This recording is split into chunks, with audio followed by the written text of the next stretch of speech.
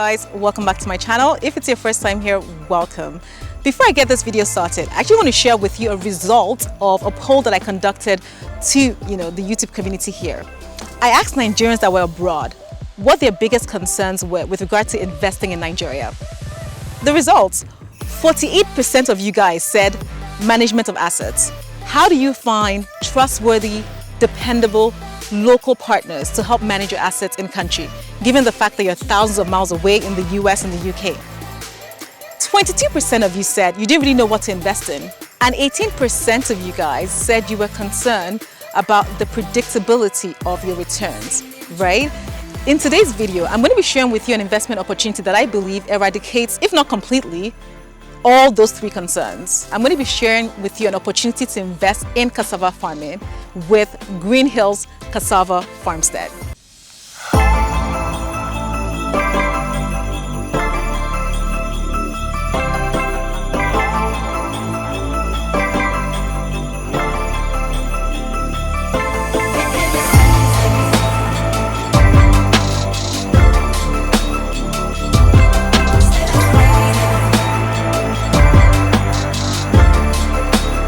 Welcome back, guys. So I'm here with the CEO and MD of Greenhills Cassava Farmstead, Mr. Olanrewaju Osifeso.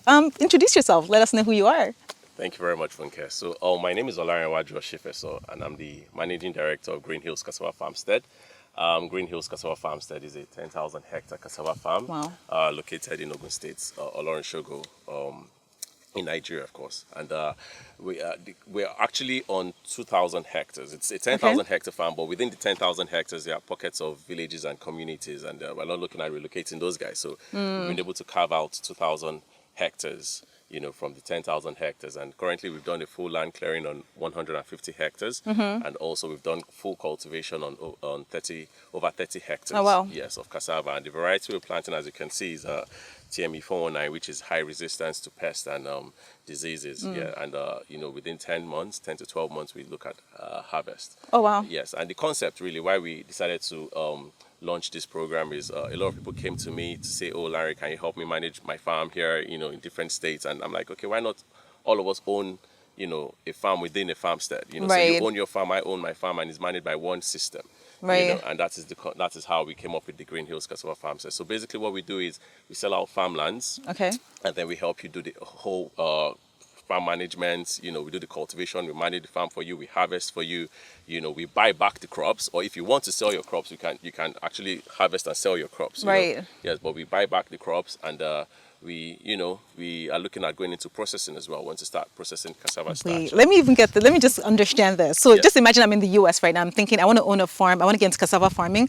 All I need to do is actually purchase the land, right? And in terms of all the processing, the plowing, the planting of the cassava, so Greenhills would do that? Yeah, so what we did, we started by doing the land clearing, the bulldozing, then we'll do the plowing of the land to prepare the soil. We do the ridging to prepare the for the planting of the crops. Then we now spray the pre-emergence herbicides. That's before the cultivation. We have to spray the herbicides, for that.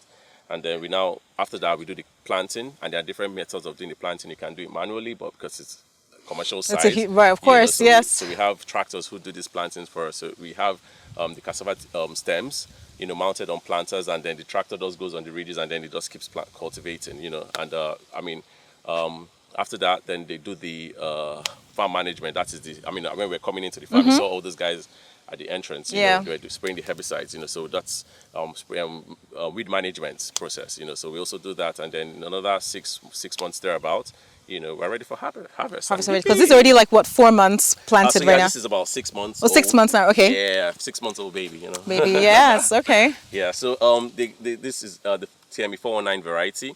You can actually see that from the pods. We call it white. It looks green to you. You see it as green. Looks green to me, yeah. But it's actually white. Some come in purple, but those are not the TME 419 varieties. But why do we use TME 419 varieties? It's actually a variety that is highly resistant to pests and diseases, and it's also very high in starch content, and that is what a lot of people use cassava for. Gone are the days where people just cultivate cassava for staple foods, right? Curry, food. We still do that, but usually, and that's even our next project, because we're setting up a 50-ton per day cassava starch processing line. And, Oh, wow. Yeah, and cassava flour processing line. You know what? I feel like you've gone so far now. I take a step back. I take a step back right now. So I'm investing. I'm buying the land. You're helping me cultivate everything. Yeah. But just to step back a second, cassava farming. Why? Is it compared to other crops? Is it that much profitable? Is there a huge demand for it compared to like what's the reason behind it? And why did you even get into it? Okay, so I'll tell you. Interestingly, Funke, we started off from our cashew plantation. We San Jose Cashew Farms. Oh, you have a cashew farm? Yeah, and it used to be the largest in West Africa. Okay. Yeah. Okay. So, and in between the trees, my father started that farm. And in between the cashew trees, 9 meters by 9 meters spacing, we used to have like just bare land, and there was this large bill to be paid for weeding, and I was like, instead of paying that amount to just weed, why not have activities within that space? Exactly. Essentially. And Okay. then I came up with cassava because cassava is actually a crop that is very durable. Whether it's dry season, whether it's the rainy season. Okay, that's smart. Your crop does well. If you have maize, you have to take care of it like a baby, but cassava, you can cultivate it and just do the weed management, and then you can go to sleep. It's Right. good, So essentially what you're saying is that cassava is a little bit more predictable in terms of... farming generally is generally, very, right? very predictable. Well, not so predictable, but if done right and properly yes, weed, it's, right. yeah, So it's like 10 months, right? It's durable. Cassava is durable, maybe not Predictable, okay, durable. Yeah, but very durable. So it's like the SUV or vehicles, it's like you take off road, so I'm not scared of what would happen. It's not disturbed. If you have maize, for instance, you have birds and all of that, affecting your crops, and if you have your plant cultivating grains, you're scared of all of that, Yes. But cassava, you're not really bothered. The only problems we encounter here, maybe the herdsmen, Right. But it's not so much. So how do you deal with that here? We have standby security. Okay. Yeah, we have standby security guards coming. I mean, Oh, necessary. Of course, I saw them. Yes. The guys coming in. It's very necessary. So we have the security guys for theft. So because people come to steal the cassava stems. Because, Oh, wow. You can actually plant cassava both for I don't know if you can see this. So you can plant cassava for the stems. Ah, and you okay. can plant cassava for the roots. So when you plant cassava for the stem, whenever you want to plant your cassava, people buy stems to use the stems to plant cassava. Even more so. Oh, wow. Right. Okay. So you can actually do cassava planting for the stem. So a lot of people come to steal, to just chop off your stems so Like they that. can go and replant, when they are very matured. Or, some come to uproot the tubers, or some just come to feed their cattle on your lush, right. your very green leaves. Yeah. So Okay. that's what we do. A lot of the viewers out there want to really know, like, how much is this investment going to cost me and what is going to be my return? So the good thing is, what we're considering is capital, people. Okay. We're trying to encourage farmers to go, or people to become farmers. That's the whole motive behind this project, right? So it's not so cost intensive, Right. per se, because what you're just really buying is the land. Is the land, Yeah, right? so you purchase the land, you own the property, you own your land. We've onboarded close about, a number of investors, a whole lot of investors. We have. You want to share numbers with us? Yeah, I'm trying Okay. to just That's fine. Yeah. And you own the land. We give you, of course, your contract to sale, deed of assignment. So it's like you're buying a property. So you get that sense of ownership. So Yeah, and we advise you buy a hectare. A hectare, okay. 1 hectare, which is about 15 plots of land, gives you a rough estimate of about 20 to 25 tons. And how much is that, a hectare? Cassava. Yeah. So a hectare comes to about 2.6 million naira. 2.6 million naira. So you Okay. see, ideally, it's like you're buying the land. Is the land, you own the land. It's You own not the land, right. yes. Then we help you cultivate this thing. We help Yeah. you do all the land clearing, Yeah. the plowing, the cultivation, the farm management, the harvest, the sales. We do all of that for you. Even the logistics of moving the crop from the farm to where you're taking it to. Which is necessary because even all those, I guess, because you're doing it at scale, Yeah. the cost is probably much less than if somebody was coming to do it themselves, right? So that makes sense. And we help you manage the farm for 7 years because we hope that within 7 years you'd have gotten used to what the farming culture is like. Right, okay. Yes, and then when we sell the produce, so how do we make our money? So when we sell the produce, right, the cassava tubers, we take 30% from the profits. Okay. We give you 70%. Okay, that makes sense. So Funke, our objectives as a business emanates from sustainable development goals Okay. of zero hunger and no poverty. Okay. So you see, when people purchase, or investors, when they purchase our farmlands, they somehow create direct and indirect employment for the locals within the host community. I mean, you saw some of them when you were driving in, right? Right.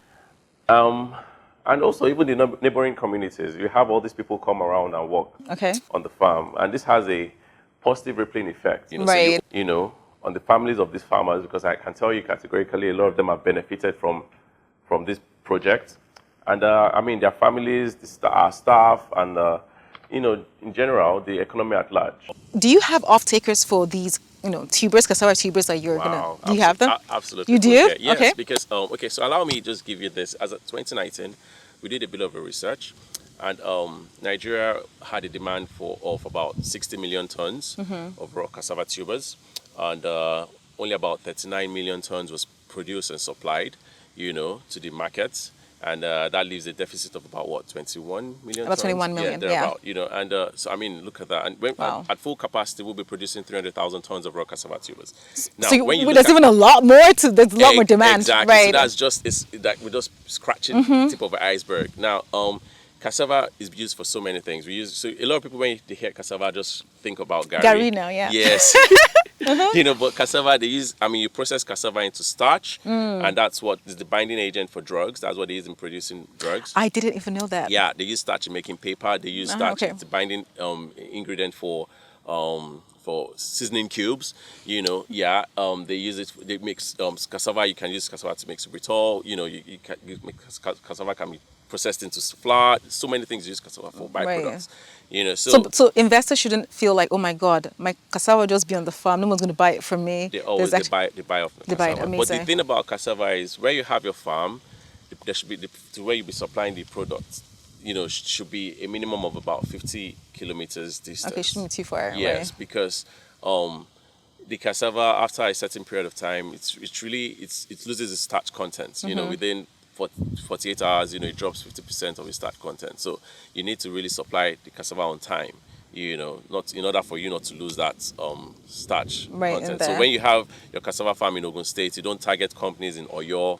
Right. Okay. Don't target companies in far away. You have to have your farm close to the source of production, or better still, you can have a processing plant on your farm or close by your farm. Where you can convert your cassava raw tubers into cassava cake. Right. And that way, you've added a bit of value to it, and then you can send it wherever you want to send it. Yeah. Okay, that makes sense. Yes, and we are setting up, of course, our factory by next year. Gosh, that's going to be a huge project, right? We're looking at cassava starch and cassava flour, and that is why we're doing the buyback of the cassava tubers. So all this cassava that we're producing here, will be utilized in the factory. Yeah. Yes. I know we spoke about this before with regards to how much an hectare is the cost, right? We didn't talk about the return. Okay. What is the average return for an investor, and how often is that return? Okay, so it's just easy mathematics. Let me just show you. So I'm not just, assume we have 20 tons on 1 hectare, and we say we sell cassava for cassava is being sold between 30,000 naira per ton and 60,000 naira per ton. Okay. Depending on the market. So let's put on an average of say 40,000 naira per ton, right? So there we have 800,000, right? And greenhills takes 30% of this. So we do that.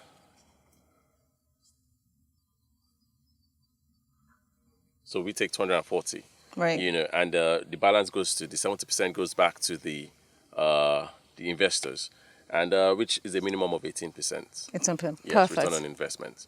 And we have harvest every 10 months. Okay. So the return on investment comes usually 10 months. Every 10 months, 18% of my investment. Minimum. Amazing. Whether the market, because it fluctuates, as you mentioned. Absolutely. We're doing this not because we're trying to make money from it. We are doing this to establish farm owners, literally. In Nigeria. Okay, perfect. What I'll make sure to do, actually, I'll make sure to. Yeah, great. What I'll make sure to do is also leave in my description box, like sort of like the different sort of products that you can buy, right? The hectare, the 1 hectare, the acre, and everything, so that you guys can select which ones work for you.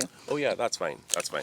This is a big point I'm going to raise right now, and I actually raised it in my introduction. I said that 47% of people that are abroad, Nigerians abroad, were concerned about the management of their assets, right? How can they manage their assets? I know you say you're managing it for them here, but do you guys have any sort of monitoring system that people abroad can have to actually monitor their land? Oh yeah, it's just most of our investors, what they do is either they come here physically, okay, like you're here, or they have representatives come check it out, or they have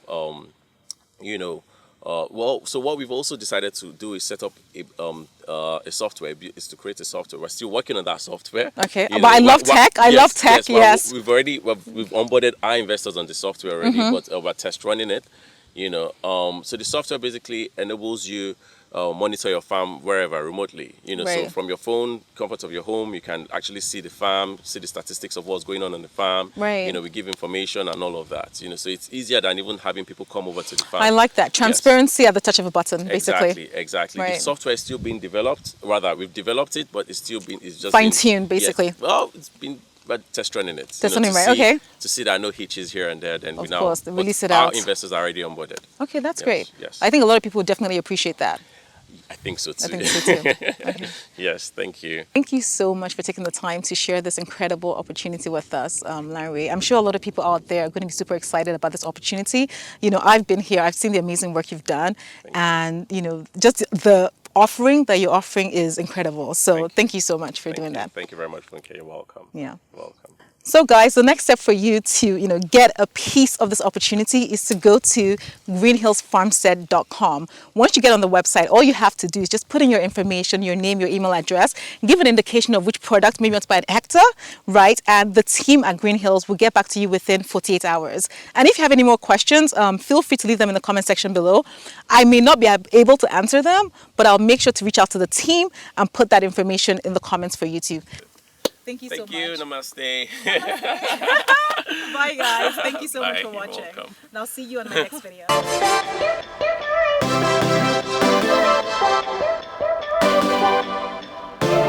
Say, Nick, what you got in